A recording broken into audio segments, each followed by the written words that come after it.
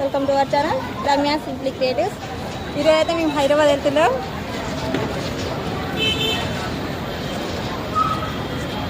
Hi చెప్తుంది.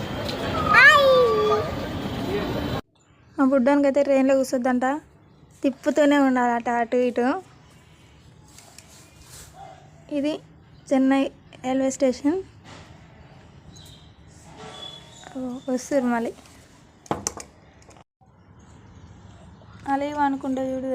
అల్లరి చేసేటికి పడుకోని అందరు అని అంటే సరేలే అని ఫోన్ ఇచ్చినందుకు అందరు పడుకున్నాగిన మా బుడ్డోడు చూడరు ఇక ఇట్లా తీసుకుంటాడు ఫోన్.